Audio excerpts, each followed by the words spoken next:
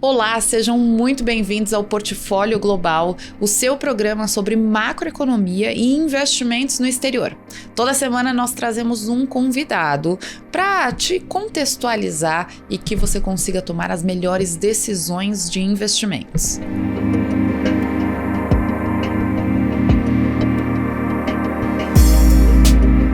Bom, o convidado de hoje é bastante conhecido aqui na BMC, nós gostamos muito dele, é o Will Castro Alves, o estrategista-chefe da Avenue, que sempre está conosco, trazendo as melhores dicas e também os melhores cenários para que a gente possa escolher o melhor investimento. Tudo bem com você, Will?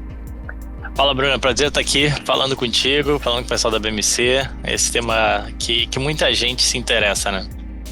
Com certeza, na verdade eu ainda nem dei o spoiler, né? Hoje você vai estar, eu vou colocar você assim com os leões, praticamente. Exato. Porque a gente começa dezembro, no início de dezembro, eu estava até comentando hoje, poxa, faltam alguns dias aí para terminar o ano, começa o quê? As reflexões e o que nós vamos fazer em 2024. Então, também em relação a uma análise financeira pessoal, né, o nosso planejamento financeiro e os investimentos que nós vamos fazer em 2024. Então, a pauta de hoje que eu trouxe para você é o que esperar de 2024 quando falamos de investimentos internacionais. Está preparado? Não, eu já dei uma lustrada aqui na minha bola de cristal, fica tranquila que vai dar bom. Então, antes de você começar essa bola de cristal, eu vou trazer aquela pergunta. O que esperar de 2024 para o câmbio? Qual vai ser o câmbio? Essa é melhor, a gente deixa pro final pro pessoal ficar acompanhando até o final, né? Exato. Então tá bom. Will, lembrando assim, esse tema é o que esperar de 2024, né? Em dezembro todo mundo inicia essa reflexão, igual eu comentei. O que você pode trazer inicialmente? Então, o que nós temos de cenário hoje em 2023 com as mudanças? Todo mundo estava falando de uma eventual recessão americana para 2024.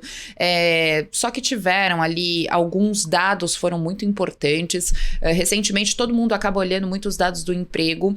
Em uma das entrevistas que eu dei, inclusive, eu comentei que todo mundo precisava enxergar também os pedidos de auxílio-desemprego. Né? Então, para poder olhar um pouco dessa contração econômica dos Estados Unidos que ela está acontecendo, porém, talvez não na rapidez que os investidores esperam. Mas eu queria que você contextualizasse esse 23, esse final aqui de 2023, começo de 2023, o que todo mundo estava esperando, o final de 2023 e vamos desenhando aqui ao longo da nossa conversa o ano de 2024. Boa, vamos lá, acho que primeiro, assim, quando a gente fala sempre em previsões e expectativas, né, vai lembrar aquilo que aconteceu em 2023, que foi uma grande aula, né, o consenso de mercado previa uma recessão, eu lembro que eu usei isso em algumas palestras, um highlight da Bloomberg, onde falava de 70%, 80%, não me engano, dos economistas prevendo uma recessão para 2023. Hoje, no dia 30 de novembro, né, de 2023, o último dado de PIB aqui dos Estados Unidos mostrou um crescimento de 5,2%. Ou seja, completamente diferente de qualquer ideia de recessão, né? Foi um PIB específico do terceiro trimestre, na verdade o ano deve fechar com um crescimento mais moderado, mais na linha dos 2,5%, 2,7%, alguma coisa assim, mas enfim. O fato é que não houve recessão nenhuma nos Estados Unidos. Se tinha ainda muita preocupação com a inflação, né, para a questão de custos de energia, depois se acabou tendo aí um conflito no Oriente Médio e tudo mais, e a verdade é que a inflação ao longo do ano, ela foi cedendo. Talvez não no ritmo esperado, mas ela foi cedendo. Então a inflação, que foi um ator muito importante em 2022 e continua sendo importante, mas trazendo mais boas notícias do que más notícias, né? E todo mundo acreditava que ia ser um ano difícil para as ações. 2022 já tinha sido, 2023 foi. Na verdade, quando você olha os índices subiram bem, até o Nasdaq subiu bem, muito puxado aí depois para algumas empresas e tal, mas assim, só para dizer que tudo aquilo que você imaginava, ou as expectativas que foram traçadas ali ao final de 2023, não aconteceu nada. Aconteceu bem diferente, tá? E aí, para quem está nos assistindo, escutando, enfim, o que eu ia dizer é que tudo aquilo que a gente vai falar aqui, não leve ao pé da letra, e eu sinceramente não acredito muito nas expectativas que a gente tem, que elas vão se materializar de fato. Então a gente vai falar que expectativa para o PIB, expectativa para a inflação, expectativa para os juros e tudo mais, não levem como se isso vai ser o que vai acontecer, porque provavelmente não vai. Tá, esse é um ponto importante. Então, aí você vai perguntar, mas por que você está fazendo então esse episódio para falar sobre o que esperar de 2024, expectativas de 2024? Mas é porque existe uma validade nessa leitura de cenário para a gente entender o que o mercado espera. Porque se o mercado espera, se a gente está falando hoje sobre a expectativa de PIB, juros e inflação, é porque muito disso que a gente está falando hoje, agora, nesse momento, está sendo precificado já nos preços dos ativos, nos preços dos bons, nos preços das ações, commodities e por aí vai. E se já está no preço, não é nenhuma novidade. Agora, tudo aquilo que for diferente tende a movimentar fortemente os preços, né?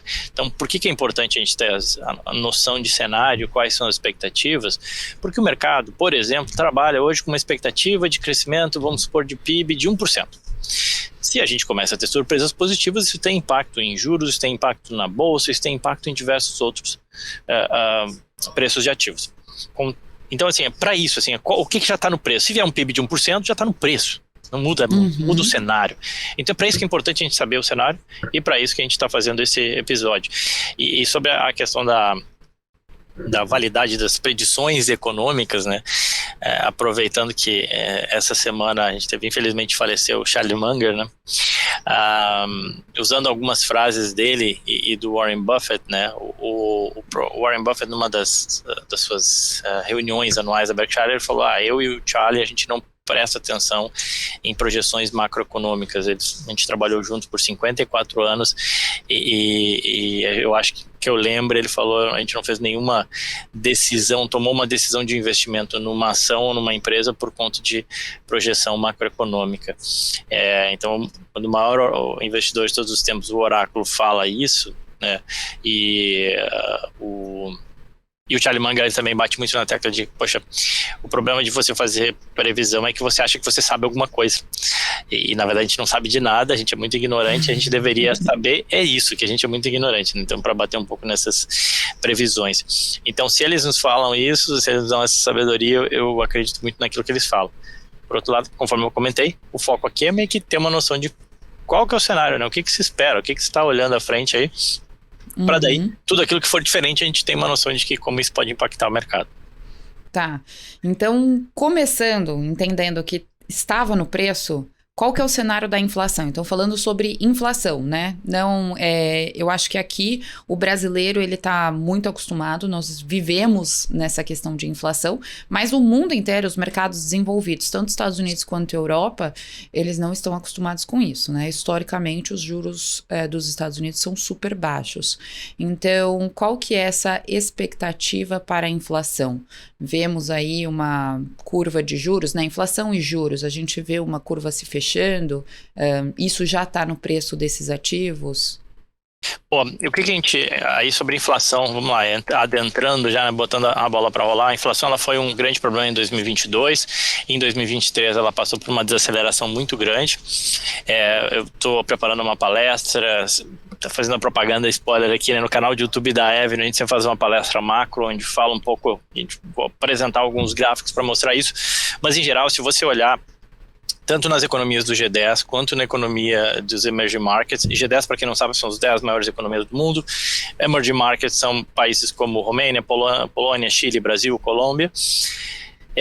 O pico da inflação ele já ficou muito para trás. Você teve inflação muito alta, né, ali em 2022 e ela veio desacelerando. Nos mercados emergentes até mais, né? A inflação desacelerando mais do que nos mercados desenvolvidos, mas mesmo nos mercados desenvolvidos o pico da inflação ele ficou para trás, isso que é o mais importante. Nos Estados Unidos a inflação já caiu para mais da metade do seu pico. Isso quer dizer que ela já desacelerou bastante, mas ainda tem coisas a vir, ainda tem mais por vir. Acho que a questão central que a gente começa em 2024 vai ser o quão rápida, né, essa inflação ela tende a retornar para a meta do Fed de 2%. Ela não está ainda na meta. Hoje, no dia 30 de novembro, pela manhã, a gente teve um dado do PCE, que é o indicador de inflação mais utilizado pelo Fed, 3,5% no seu núcleo e 3% no seu índice cheio, que acaba sendo mais influenciado ali por preço de energia, que é bem volátil. Então, ou seja, está em 3%. tem que vir para 2, ou está em 13,5, tem que vir para 2. Então a gente ainda está um pouco longe da meta. Então a tendência, o cenário, salvo choques de oferta, que depois a gente vai falar um possível que a gente pode ter esse ano. Salvo isso, em termos de números, a gente vê lá o JP Morgan, por exemplo, apostando que a inflação acaba 2024 em 2,4, o UBS fala em 2,7, o Goldman Sachs fala em 2 e 2,5. Então, assim, eu diria que hoje o consenso macro, ele tá que a inflação, vamos arredondar ali para uns 2,5. Tá? Então a gente sai de 13,5 e vai acabar 2024 em 2,5. 1 ponto percentual de queda dessa inflação, e uma inflação cada vez mais chegando na meta, mas ainda não na meta. Esse, inclusive, o próprio Banco Central americano fala que a inflação ela deveria voltar, ela tende a voltar para a meta somente em 2025. Entendi. Agora, se a gente for para uma parte educacional, e tentamos explicar bastante para os investidores que para ter essa contração, né, então a inflação cair, a taxa de juros ir para baixo, nós precisamos que o crescimento econômico ele seja um pouco abaixo do esperado, né? Você não pode ter uma economia muito ativa, senão a inflação ela aumenta de novo. O que a gente pode enxergar em relação a esse crescimento econômico? Afinal, os Estados Unidos, ele vive do crescimento econômico, né? Ele alimenta, na verdade, a economia dele alimenta a economia do mundo inteiro, ele rege ali. Então, nesse cenário, nesse desenho, já tem algumas coisas que estão precificadas, como desemprego, como aquela segurada no crescimento de algumas empresas. Como que você está enxergando isso? Boa. Para esse cenário de inflação benigno acontecer, que nem eu comentei, né? Junto a isso, né, parte desse cenário, você tem uma tônica e um certo consenso, né, do que eu tenho pesquisado até aqui, de que você tem uma desaceleração no crescimento da economia americana. Não só dos Estados Unidos, até do mundo inteiro. Tá? Tem muitas dúvidas ali em relação à zona do euro. Todo mundo tinha certeza que ia ter recessão na zona do euro nesse ano por conta de preço de energia e tudo mais, não aconteceu. Mas em termos assim, de previsões de crescimento, né, usando aqui, por exemplo, o UBS lá. O UBS fala que o PIB dos Estados Unidos deve sair dos seus 2,4, 2,5, que deve acabar esse ano, e deve ir para 1%. Tá? Outras casas também falam em algo parecido, o JP Morgan também fala disso.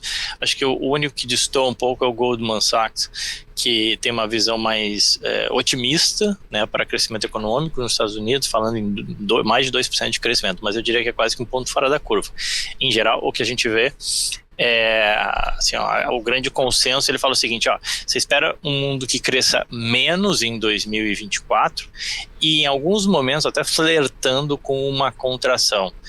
Lembrando que recessão são 2 trimestres consecutivos de PIB.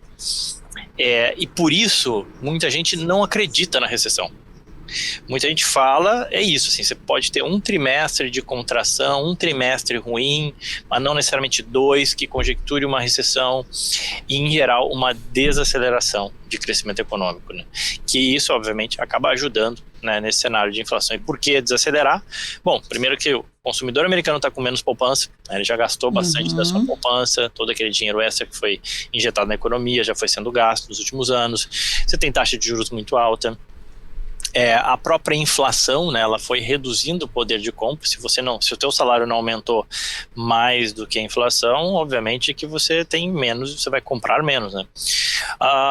E fora isso, uma expectativa, um cenário, uma visão que se tem de que a Europa está envolta ali numa série de dificuldades e deve crescer menos, a China também desacelera, um crescimento mais perto de 4% e não tanto de 5%. Então, ou seja, se o mundo cresce menos, obviamente que isso também acaba impactando os Estados Unidos. Falando em crescimento econômico e impactando os Estados Unidos também vai movimentar a economia mundial, porque o ano que vem nós temos eleição, né? Então, esse cheque de graça nós vemos desde a época do Trump, né? O cheque chegando em casa, todo o dinheiro que foi emitido. Eu lembro que foi uma loucura ali no começo da pandemia. Foi injetado muito dinheiro na economia americana. Veio o Biden, então a gente está falando de um republicano, um democrata que tem uma política monetária, né? Uma política fiscal totalmente diferente. E o ano que vem uma eleição. Então, assim, como que a gente pode enxergar que isso vai movimentar, né? Porque nós estamos falando que o mercado americano representa um share muito grande das bolsas de valores mundiais, né? Então, as empresas globais são negociadas nos Estados Unidos. Esse cenário macroeconômico que o mundo inteiro é um pouco de contração. E, eventualmente, se a gente mudar de democrata para republicano novamente ou ir para democrata, pode movimentar também, pode desenhar, fazer um trajeto diferente de tudo isso, não pode? Não, com certeza, falar um pouco sobre a eleição acho que é super relevante, acho que a gente vai falar mais ao longo mais pro final do ano, no segundo semestre, mas só para situar, né, quem está nos ouvindo, assistindo. 2024, a gente vai ter 40 eleições nacionais no mundo inteiro. Tá? Não é só os Estados Unidos. Então, assim, exatamente. Meu Deus. Então tem muita coisa, especialmente no mundo polarizado, discussões geopolíticas e tudo mais, tem nada mais ou menos que 40 eleições. Tá? Já começou o bafafá agora, né? Acho que teve algum país da Europa que saiu aí, começa essa questão de esquerda e direita. Foi Holanda, onde o cara que é chamado o Trump holandês, até porque ele tem um cabelo parecido com o Trump, os caras estão falando, tem um cabelo loiro realmente, e é um cara chamado de extrema direita, mas enfim, que ganhou bastante apoio, ganhou bastante espaço lá na Holanda. Mas agora em janeiro a gente já tem as eleições em Taiwan, e que é um hub super importante, né? Uma questão geopolítica super relevante ali com China, né? E ao longo do ano a gente tem 40% da população mundial definindo um novo governante. Então, assim, botando em contexto, né, que é um ano onde eleição vai ser um tema muito presente em diversos locais. Não no Brasil tanto, né? Acho que no Brasil a gente só tem eleição a prefeito e vereador, né? Se não me falha a memória. Exato. O impacto não é tão grande. O impacto não é tão grande. Mas e aí, vamos lá. Aí em janeiro, a gente começa já a falar dos diretórios estaduais dos Estados Unidos definindo os nomes, as nomeações dos candidatos de cada partido, e em março você tem a definição dos candidatos de fato. Hoje se fala muito em Joe Biden pelos democratas e Donald Trump pelos republicanos, né? São os dois principais nomes, enfim. E além da definição do presidente dos Estados Unidos, vão ser eleitos também 435 deputados, ou seja, trocar toda a Câmara, ou não, né? Obviamente que muitos se reelegem e tal, mas assim, você vai ter a eleição para isso. Você tem 34 dos 100 senadores também vão ser eleitos, e você tem 11 governadores de estado aqui nos Estados Unidos. Então, assim, isso tudo vai mexer, obviamente, com o jogo de poderes, né, e apoio, e ver como é que as propostas de campanha conseguem ser levadas a cabo. Então eu diria assim, isso sim, é o aspecto de risco, né? Ou seja, você vai ter risco, você vai ter volatilidade, você vai ter uma campanha muito, muito aguerrida, assim como já foi Joe Biden e Trump da outra vez, com muita acusação, muito boca a boca, muito bate-boca, pouca proposta. Essa é a tendência, infelizmente, e você vai ter um pouco dessa volatilidade por conta de campanha, tá? Agora, o que eu acho que é relevante, né, para você que está preocupado em investir seu dinheiro nos Estados Unidos ou qualquer lugar do mundo, é que é o seguinte: historicamente, independentemente das eleições e candidatos, a verdade é que a economia americana ela se mostrou bastante resiliente. A economia americana cresceu no período Trump, cresceu bastante no período Trump, cresceu bastante no período Obama, cresceu no período do Bush pai, do Bush filho, teve um dos maiores épocas de crescimento da sua história em 92, com o Bill Clinton. Então, assim, republicanos ou democratas, tanto faz, essa aqui é a verdade. A economia americana conseguiu entregar crescimento. Um segundo ponto é que, assim, esses dois candidatos, se for o caso, Biden ou Trump, eles já foram presidentes, né? Apesar do Trump falar muito, a verdade é que ele já foi presidente. A gente já teve um pouco do gostinho do que foi ser ele presidente e daquilo que de fato ele conseguiu fazer mesmo, aquilo que ele conseguiu entregar, né? Então ele pode falar muita coisa, mas assim, ele vai precisar de apoio no Congresso, ele vai precisar negociar, e aí, assim, de novo, a gente já tem um pouco, ele não é tão outlier como ele foi na primeira eleição. Ninguém sabia, esse cara é maluco, o que ele vai fazer? Beleza, o cara maluco, ele entrou, ele fez algumas coisas, mas ele também não consegue fazer tudo. Então acho que esse é um ponto relevante, mas eu acho que o principal é isso, assim, ter a tranquilidade para os investidores que, diferente do que é no Brasil, o poder federal nos estados que são unidos, né, ele tem bem menos poder. Sempre cito um exemplo que eu acho super bacana, assim, de como, por exemplo, na questão do armamento, né? Se os Estados Unidos promulgar uma lei federal que diga que proibindo o porte de arma nos Estados Unidos, existe na Constituição do Alasca uma lei que diz exatamente isso. Olha, independentemente da definição federal sobre o porte de arma, no Alasca vai continuar sendo permitido. Então, assim, não me interessa que esses caras lá em Washington definir, aqui no Alasca porte de arma vai continuar existindo, a menos que mude a Constituição do Alasca. Então, assim, os estados têm essa independência e o impacto do governo federal, ele é bem menor do que no Brasil. Consequentemente, o impacto para o mercado também é bem menor. O que eu esperaria, volatilidade ali começando em setembro, outubro, até o auge em novembro, que é quando 5 de novembro é definido o candidato e os governadores e tudo mais. Desculpa, os congressistas. Os governadores têm eleições diferentes. Mas os congressistas, eu acho que até ali você vai ter, especialmente naquele período ali, setembro, outubro, novembro, você tem uma volatilidade adicional, de fato, né? Entendi. Bom, volatilidade, daí todo mundo fica falando de bolsa de valores, o receio, né, de entrar na bolsa de valores, será que é hora, será que não é? Eu participei de um evento do JP Morgan semana passada, e é engraçado que tudo que você está comentando, né, no começo você falou, vou tirar minha bola de cristal.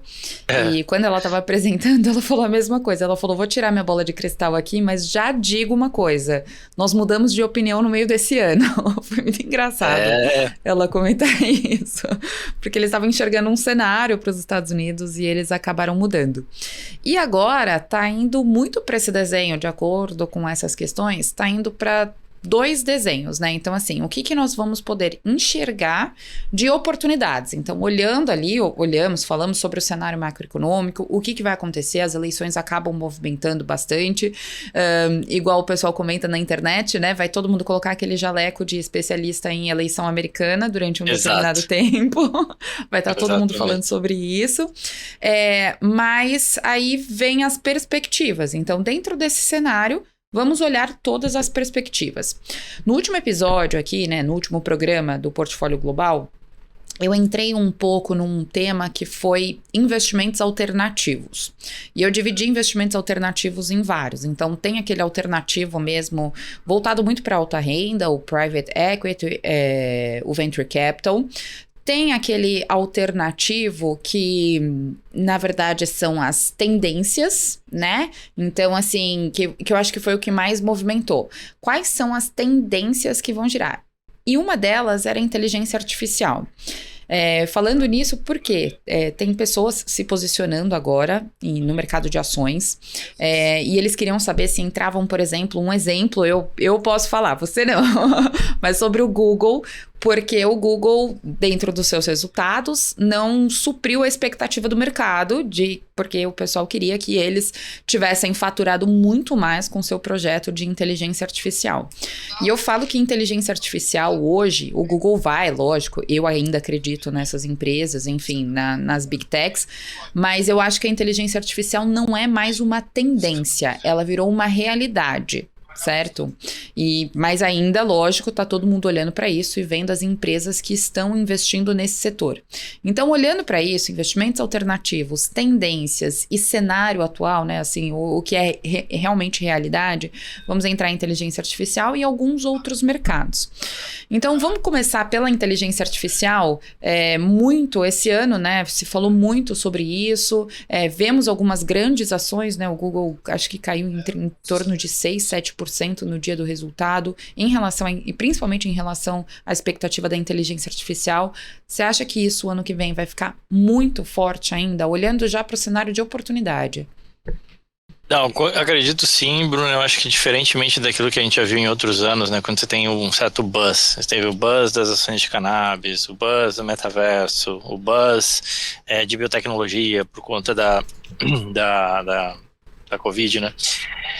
Eu entendo, assim, pelo menos a minha percepção é que a inteligência artificial ela não é um buzz, né? É algo que realmente é muito mais parecido à revolução que foi a internet nos anos 2000 do que um buzz que, né, explode e desaparece. Né? Só que obviamente que assim como foi a evolução da própria internet e o fato de como ela mudou a nossa vida, ela não foi de um dia para a noite, né?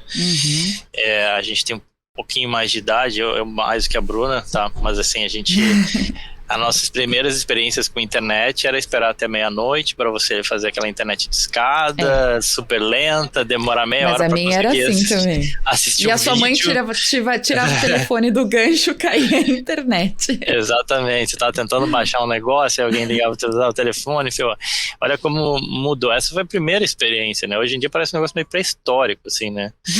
Mas foi assim, a primeira experiência de internet ela era assim. Da mesma forma, a gente está tendo uma experiência agora com inteligência artificial, muito numa linha de você entrar num chat, digitar uma coisa e ele te responder algo, né? Quem garante que, poxa, daqui a pouco você, da mesma forma que hoje você já tem a Alexa ou o Google lá, você fala alguma coisa, ele te toca uma música, mas muito mais do que dar uma função é te trazer de volta um pensamento e um insight. Poxa, Google, nesse cenário de juro para baixo, inflação assim, PIB dos Estados Unidos, quais são alternativas de investimento? Tem gente que já fala que vai ser possível, ele vai trazer assim, certos insights, né? É muito doido. Então, assim, mas eu acho que a gente ainda está a evolução. Então, assim, acho que a gente vai continuar falando muito. Acho que nesse primeiro momento as empresas estão muito focadas tem uma pesquisa que mostra isso, 70% dos CEOs, eles falaram muito assim de inteligência artificial, mas falam muito para redução de custos e otimização de processos internos, né? Olhar para dentro da empresa, como é que a gente consegue otimizar? Será que em vez de ter 100 pessoas no customer service, a gente não consegue ter 80 e usar um chatbot, enfim, que isso já é uma realidade, as pessoas já usam bastante. Será que eu não consigo escalar atendimento usando inteligência artificial e precisar de menos pessoas? E por aí vai. Então, assim, olhando custo, né? Como é que eu melhoro o perfil de custo, né, para dentro da empresa.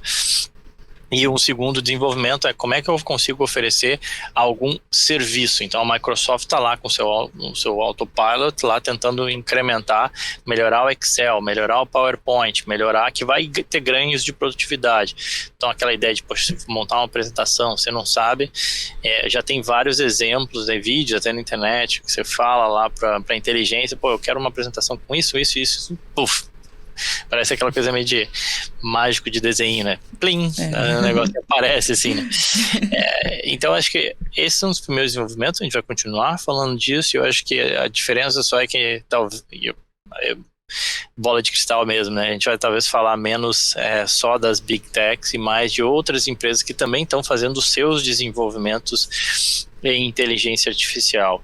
Né? Por exemplo, você tem empresas de medicamentos, de medical devices que já estão adicionando a inteligência artificial para eventualmente a inteligência artificial te sugerir, faz um corte assim, vai aqui, vai por ali, numa cirurgia, por exemplo, coisas do gênero, né? É muito doido pensar, mas essas empresas nos seus nichos elas já estão se desenvolvendo, né? Nesse sentido. Bom, excelente. Agora vamos segurar um pouquinho, nós vamos para um rápido intervalo comercial e na volta eu quero falar com você sobre alguns impactos negativos, o que nós precisamos também ficar de olho, que pode ser que movimente por um lado negativo e que nós não vamos conseguir controlar no mercado financeiro. Fica por aqui que nós voltamos já.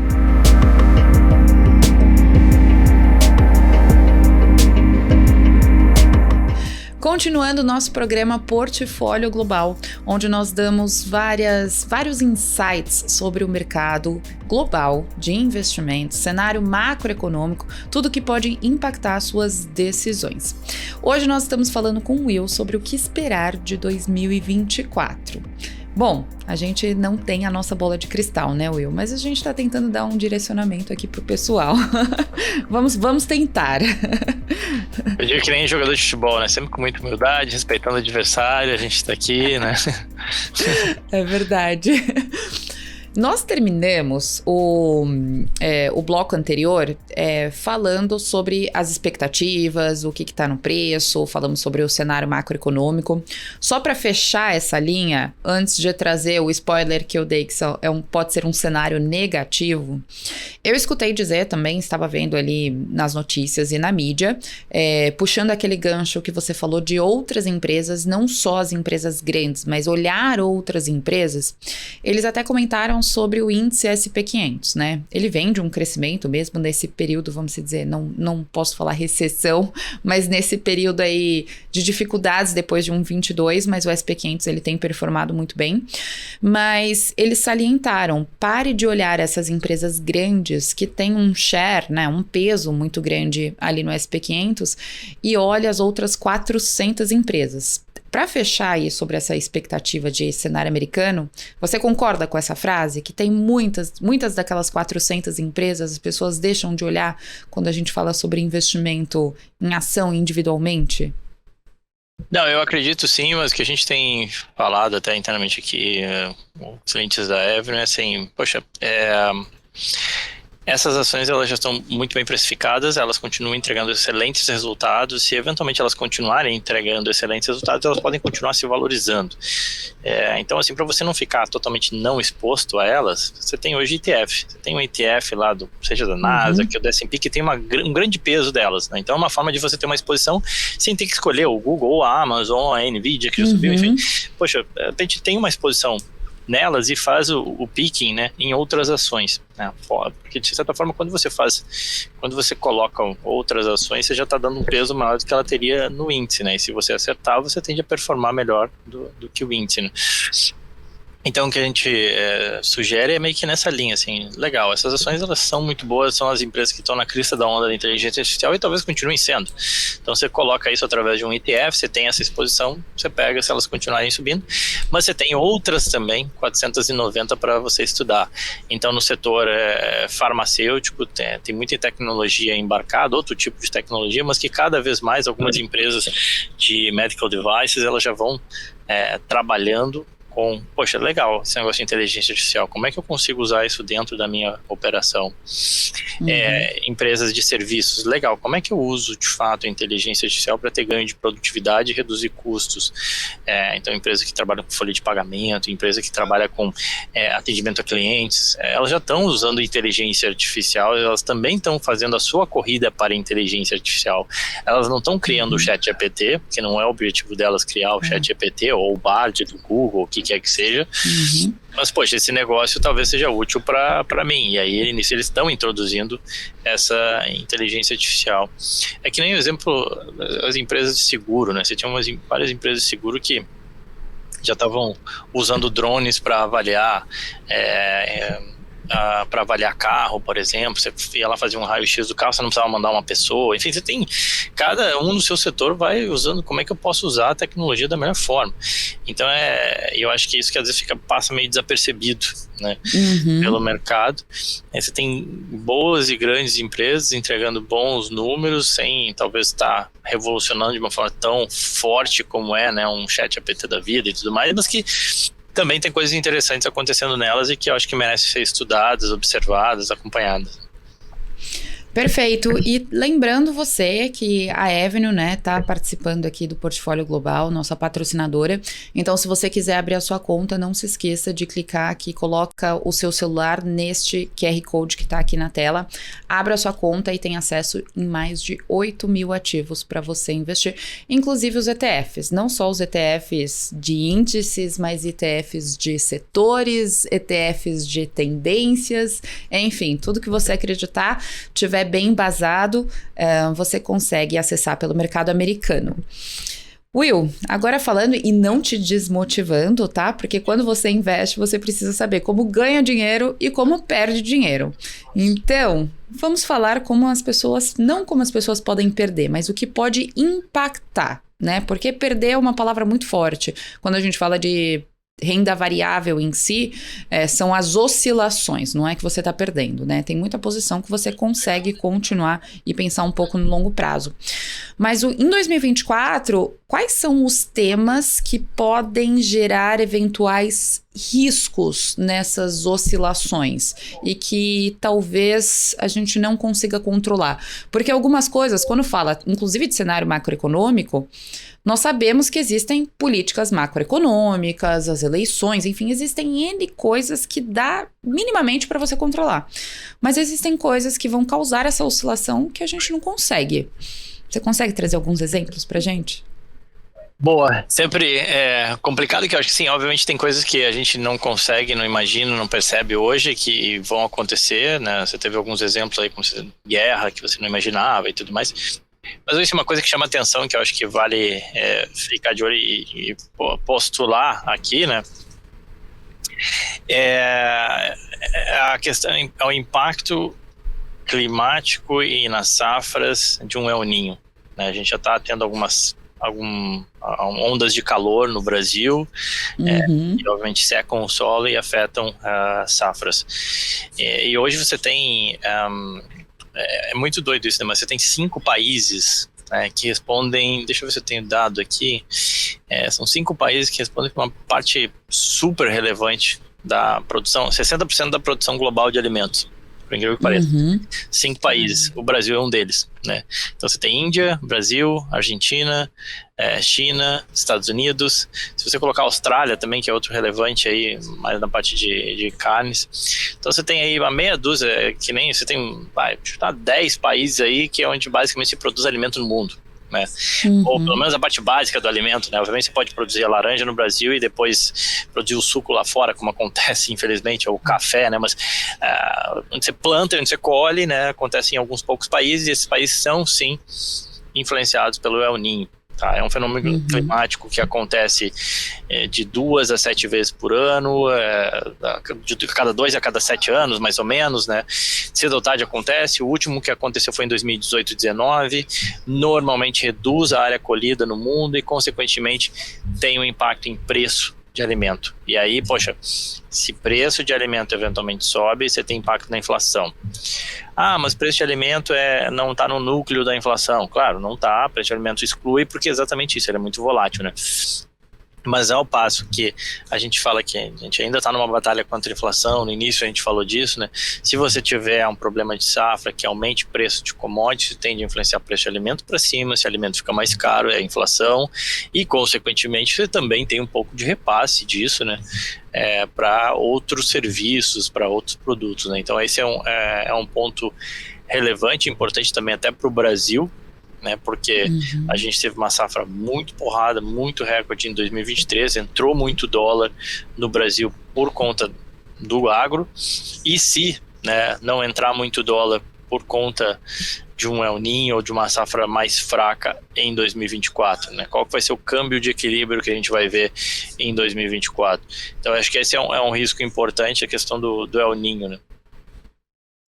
Bom, e tem que tomar bastante cuidado, né? Inclusive o El Niño, e uma das questões, juntando o tema inteligência artificial com commodities, a inteligência artificial, a gente vê isso muito aqui no Brasil, né? Muitas vezes nós deixamos de olhar aqui para o Brasil, mas tentar melhorar e escalar a produção, a inteligência artificial também vai ajudar muito, né? Nessa questão. Olhar para essas empresas, eu sei que não tem muitas empresas voltadas para o agronegócio nos Estados Unidos, mas as tecnologias que são utilizadas no Brasil, inclusive, né, para poder melhorar o solo por conta dessas N questões, porque aqui o Brasil a gente não pode, quebra de safra, quebra o Brasil, né? A gente, dependendo do produto aqui, acabou. A gente vive do agronegócio. E as pessoas não têm dimensão nisso, né? O quanto que o mercado americano também... Nós dependemos do mercado americano, assim... Não é uma dependência que tudo vai acabar, mas, poxa, inclusive para desenvolver e nos tornarmos um país relevante, nós dependemos das empresas de tecnologia que estão geralmente negociadas lá nos Estados Unidos para suprir problemas aqui no Brasil e que movimentam tudo isso também, né? As pessoas precisam olhar isso. Eu estava comentando com elas que é ter uma visão mais ampla. Então, estamos desenhando aqui, o que esperar de 2024? Às vezes é parar e olhar o que acontece à sua volta. Você concorda comigo? Não, total. Assim, eu sempre falo que aquilo que acontece aqui nos Estados Unidos ecoa no mundo inteiro, né? Você tem a 25% do PIB do mundo, ele acontece aqui nos Estados Unidos, 25, 26 mais ou menos. É a maior economia do mundo, é o país que mais compra produtos e serviços, transaciona com o mundo inteiro, então se para essa máquina aqui, obviamente que isso ecoa, né, assim, tem impactos no mundo inteiro. Para o Brasil, os Estados Unidos é o segundo maior parceiro comercial, depois da China. A China é o maior parceiro comercial, ainda que não seja tão parceiro, né, dos americanos, mas eles transacionam bastante. Acho que é um amor e ódio, vamos falar. Isso, exato. Eles transacionam bastante, então é super relevante aquilo que acontece aqui, né, e a gente eu vi, acho que foi ontem até, inclusive, comentando o presidente da NVIDIA, falando exatamente que a gente teria uns 10 anos aí de realmente conseguir ter uma independência nos Estados Unidos do supply chain, porque você tem hoje o supply chain muito conectado, né, e o que a Covid trouxe foi dizer o seguinte, olha, talvez a gente tenha que desmembrar isso, jogar a produção mais perto do país onde a gente está, não tanto espalhado pelo mundo inteiro, não tanto concentrado, produz tudo na China, desenvolve, fazer produto na China, não pode ser assim. E a gente estaria tendo uma volta, né, de uma concentração maior nos países. O presidente da NVIDIA falou que a gente está 10 anos ainda disso de fato acontecer, né, de conseguir fazer isso. E isso obviamente tem impacto em termos de inflação, em termos de pressão de custos, né, porque, poxa, você produz na China porque a China é mais barata também produzir, né. Talvez a Índia vá ser, não sei, mas será que tem infraestrutura, daí você produz lá, mas você consegue escoar a produção de lá, você tem porto que nem você tem na China, né, você tem estrada que você tem na China, não tem. Então tem muita coisa assim que acontece no mundo que é super importante para o mercado de investimento. Esse é um mercado muito, muito conectado e a gente ter orgulho de estar ajudando o brasileiro a se conectar um pouco mais com o mundo, que ele está muito desconectado nesse mundinho Brasil, né? CDI, bateu não CDI, 120 CDI, 130 CDI, um cara fala, a bolsa cai, aí daqui a pouco não, os gringos entram, a bolsa sobe e a gente fica só nisso, né? Mas tem muita coisa acontecendo no mundo, né? Falando nisso e puxando aí que agora todo mundo está enxergando os Estados Unidos cada vez mais como uma oportunidade extremamente acessível de investimento, o produto que ficou, vamos dizer, na boca do povo, do público, do brasileiro e que fez ele crescer os olhos, lógico que ele já estava entrando principalmente nas empresas que consome, que conhece, principalmente as Big Techs, quando a gente fala em questão de ações, estava entrando ali nos ETFs, mas ele começou a enxergar a renda fixa americana com olhos diferentes. Então, falando educacionalmente, né? Porque quando a taxa de juros está alta, isso daí, economicamente falando, né? Taxa de juros alta, então a renda fixa, ela começa a retornar mais dinheiro. Ninguém olhava para a renda fixa americana por N questões históricas, né, que a taxa de juros sempre foi muito baixa e parece que virou o produtinho querido, assim, e o brasileiro olhou e falou, nossa, eu quero, porque eu vou me posicionar ali na renda fixa americana. Dentro desse cenário que a gente está olhando, inclusive para o desenho da taxa de juros e da inflação, educacionalmente, né, não sendo uma indicação de investimento, o que a gente pode enxergar para a renda fixa em relação à economia e o cenário que vai acontecer, provavelmente pode acontecer em 2024? Não, com certeza a gente teve um cenário que ele foi ímpar, né, para a renda fixa, que a gente não via em décadas, por isso que eu acho que fez sentido, né, o brasileiro buscar aproveitar, começar a dar o primeiro passo, até porque o brasileiro é mais acostumado a investir em renda fixa, ele tem receio da renda variável, né, sendo que aqui nos Estados Unidos você tem o maior mercado de renda variável do mundo, um mercado que entregou mais retorno, as pessoas investem muito em renda variável aqui, eu acho que é questão de tempo, é o primeiro passo, e esse primeiro passo se deu no momento onde de fato estava muito propício e interessante investir em renda fixa, então acho que faz total sentido. para 2024, eu acho que isso morre ou muda drasticamente. Agora, a gente já tem visto, né, e dentro desse cenário que eu tracei aqui, né, ou seja, esse cenário foi se precificando já que você tem menos crescimento, inflação desacelerando, poxa, então até a própria ideia dos juros do higher for longer, ela vem sendo questionada já recentemente. Então, os juros já vieram cedendo ali dos picos que alcançaram em primeira quinzena de outubro, de lá para cá vem cedendo. E aí com os juros cedendo, as taxas ficam menores, né? Fica menos atrativo. Se até pouco tempo atrás você travava, você contratualizava, né, um retorno de 5% de yield num título longo, às vezes de 20 anos até, agora você já não tem isso. Né? As taxas de curto prazo elas ainda estão elevadas, porque ninguém imagina que o juro nos Estados Unidos vai mudar muito agora nesse curtíssimo prazo, né? Se fala em começar a cair juros lá no segundo semestre de 2024, então você ainda tem uns 6 meses de juro relativamente alto, e aí você contratualiza isso por um ano. Mas daí daqui a um ano, quando você for reinvestir de novo, talvez esse juro já não vai estar mais no 5,5, vai estar em algum outro patamar.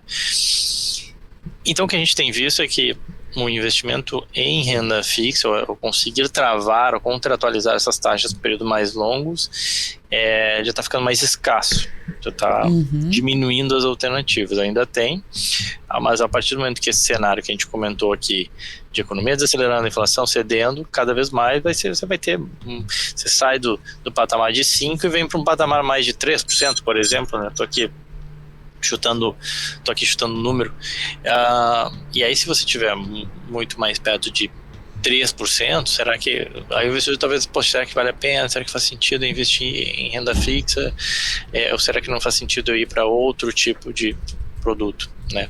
Ou então necessita mais de uma gestão ativa para conseguir gerar de fato retorno, né? Porque aí o gestor ativo que tem conhecimento e compreensão, ele vai tentar operar, né, o que a gente chama de curva, né? E aí tomando posição mais para cá, mais para lá, ele consegue eventualmente gerar retornos em renda fixa, mas aí é um cara mais especializado em comprar um título e sentar em cima, né? Eu acho que a tendência vai ser um pouco mais essa, assim, né? A gente já tem visto um alongamento de duration, ou seja, tentar travar essa taxa por um período mais longo antes que ela de fato caia. Tá? Eu acho que isso a gente continua vendo, mas mais e mais você vai ter que cada vez mais operar meio que a curva, né? Para conseguir gerar algum retorno. E lembrando que quem trabalha com marcação a mercado, né, na renda fixa americana, a taxa de juros ela vai inversamente proporcional ao preço do título, certo? Exato, ou seja, quando assim, você vê um yield mais elevado, quer dizer que o preço do título ele caiu, né? Ou seja, na verdade o yield ele é o resultado do preço, né? Então se o preço sobe, o yield cai, né? Às vezes teve muita gente buscando isso, buscando comprar esses títulos para travar essas taxas. Você vai comprando o preço, você paga mais caro pelo preço do título, consequentemente, dado que a remuneração ela é contratada, é determinada, é pré-fixada, o yield ele acaba sendo menor, né? Tá, perfeito. E agora indo para a renda variável, eu sei que nós comentamos sobre o ETF, os ETFs, né? Então, sobre a economia americana, mas a economia americana, na verdade, a Bolsa de Valores americana, ela é um cenário, ou ela traz a oportunidade da renda variável global. Então, dentro desse cenário global de inflação e as oportunidades de investimento que a Bolsa de Valores dos Estados Unidos traz, não falando só de Estados Unidos, como seria essa movimentação dentro do que também falamos, né? Esse fechamento da curva de juros, talvez essa mudança da taxa de juros no final do ano que vem, essa possibilidade de um pouco de contração econômica, enfim, como que a renda variável pode se desenhar? O que a gente pode esperar dessa volatilidade da Bolsa de Valores? Num cenário geral, né? Não falando só dos índices SP500 ou Nasdaq. Claro. O que a gente viu foi, de fato, dois mundos na Bolsa Americana. Você teve ali um pool de 10 ações que puxaram o índice em 2023. Obviamente tiveram mais ações que subiram também, que tiveram um bom desempenho, né? Essas 10 ou 7 ou 10 ações, elas acabam tendo um peso maior nos índices, então elas influenciam mais os índices. Mas tiveram outras ações que subiram também, né? Não foram só elas que subiram, né? Mas obviamente que foi uma alta bastante concentrada, né, em 2023. Mas assim, em mercado de renda variável aqui nos Estados Unidos, você está falando de 6 mil ativos listados, mais 2 mil ETFs, sempre tem alternativa, né? Sempre tem coisa que vai subir, que pode se beneficiar do cenário A ou B. Eu acho que esse é o primeiro ponto, sempre tem. Se você quiser, você vai sempre buscar, achar, e aí, se você tiver competência, você eventualmente consegue achar essas oportunidades. Então, mas que tem, elas têm. Para 2024, o cenário que você tem, o cenário de desaceleração, ele não é muito bom, né, para equities em geral, mas ele também não é nenhum Deus nos acuda. Você tem um cenário de onde as empresas vendem menos, elas têm que se concentrar mais em custos, controlar custos para conseguir manter a sua margem e sua lucratividade, ou até mesmo entregar crescimento de lucro. Você tem algumas empresas que têm maior poder de repassar preços e que tendem a se beneficiar. E o cenário de redução de juros, ele acaba sendo bom para equities, né? Então você tem assim, do que eu vi, grande parte das projeções, né, para o S&P, ninguém está muito otimista com uma forte alta de S&P ou coisa do gênero, porque você fica nesse dualismo. Não, legal, os juros vão ceder, isso é bom, né? Tira um pouco o competidor importante que foi a renda fixa em 2023, diminui, né, a atratividade dele, então isso é bom para a bolsa. Pô, mas por outro lado o juro está caindo porque a inflação porque a economia está desacelerando. E a economia desacelerar não é bom, né? As empresas vendendo menos, tendo mais dificuldade e tudo mais. Então você fica nesse dualismo, assim. Então grande parte das projeções que eu vi de bolsa, elas são meio mornas, assim, você não vê grande upside potencial. Quase que flat ou um pouco de alta ali em relação àquilo que aquilo que a gente está vivendo hoje. Mas a gente sabe que não vai acontecer isso, né? Porque bolsa sobe e desce. E o lado bom é isso, assim, o lado bom é que, a menos que hoje você não tem um cenário dantesco, né? Então, se eventualmente as ações precificarem algo muito ruim, você cria essa simetria para você entrar, né? Então, assim, da mesma forma que foi 2023, onde você pega lá aquele frenesi, aquela paura ali em relação ao Silicon Valley, aquilo ali que é um baita ponto de entrada, bolsa performou bem até julho, aí de lá para cá só se falava em alta de juro longo, déficit americano, as ações caíram durante 3 meses consecutivos e agora em novembro subindo de forma relevante. Então acho que para a bolsa, sempre ficar de olho que assim, sempre tem essas nuances de mercado que geram essas boas oportunidades, e aí em termos setoriais talvez realmente talvez o mercado pare para olhar coisas fora dessas big techs e coisas que sofreram muito com juros para cima, como é o caso de utilities, como é o caso do setor imobiliário, como é o caso de small caps, e que nem eu falei, a gente já comentou sobre a inteligência artificial, tem outros setores como o setor de saúde que tem desenvolvimento de inteligência artificial, na indústria robótica cada vez mais presente, então você tem empresas e setores que também se beneficiam dessas novas tecnologias, mas de outra forma, né? E tem aquelas estáveis também, né? A gente não pode esquecer das bens de consumo. Exato, também, exato. Pelo menos nos Estados Unidos tem. Não é a volatilidade tão grande quanto aqui a Bolsa Brasileira. Bom, Will, queria te agradecer por estar aqui conosco. Porém, antes de você nos deixar, eu queria que você trouxesse algumas considerações finais sobre todas as nuances, visões, expectativas que nós trouxemos para os nossos espectadores aqui. Bom, eu acho que assim, tem duas coisas que a gente não falou, assim, a partir de emergentes, né, que você tem um cenário onde, em tese, hoje, se pronuncia que desaceleração nos Estados Unidos, no mundo, mas sem uma recessão. Esse é um cenário que pode ser até bom para emergente. É raro ser bom para emergente, né? Porque quando os Estados Unidos estão bombando, as economias, o cara vem para os Estados Unidos e busca nos Estados Unidos as alternativas de investimento. É a teoria do dollar smile, né? Ou seja, os Estados Unidos vai bem, o dólar se valoriza, o dinheiro vai para os Estados Unidos. O mundo está em pânico, o dólar vem para os Estados Unidos porque o mundo está em pânico. Então é por isso, assim, né? Então o dólar se valoriza nesses dois pontos. Quando é que o dólar não se valoriza e tudo mais? Quando é que se cria ali um ambiente relativamente bom para emergentes, onde o mundo cresce, mas não cresce tanto aqui nos Estados Unidos, cresce mais devagar, mas você tem demanda por commodity, você não tem nenhuma paura, né? Então, de repente, se os Estados Unidos estão desacelerando, será que não tem opções e alternativas em alguns emergentes, né? O mundo acaba indo para os emergentes. Então, para emergentes tem esse cenário hoje que pode ser positivo. Agora, o que eu lembro sempre para o nosso investidor brasileiro é que você está 100% já, você está muito alocado já em Brasil, que é um país emergente de risco.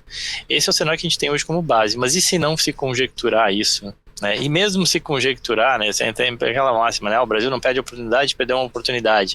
Eu já vi os argentinos comentando a mesma coisa em relação à Argentina, né? Então assim, e se não acontecer isso, e se eventualmente a situação fiscal brasileira degringolar e por aí vai, você tem que ter um seguro, você tem que ter uma parcela fora em moeda forte. Tá, então acho que o investimento internacional, mesmo num cenário que não parece ser dos mais sensacionais, né? Pô, economia desacelerando, inflação para baixo e tal, bonds pagando menos, renda variável não muito animado, mas ainda assim como uma forma de proteção e diversificação é fundamental ter, né? Porque a gente não sabe, sim, se o cenário piorar bastante, não é colocando todo o seu dinheiro na Colômbia que você vai se proteger, né? E o Brasil não é muito diferente da Colômbia, da África do Sul, desses países, né? Então é um pouco disso, assim, né?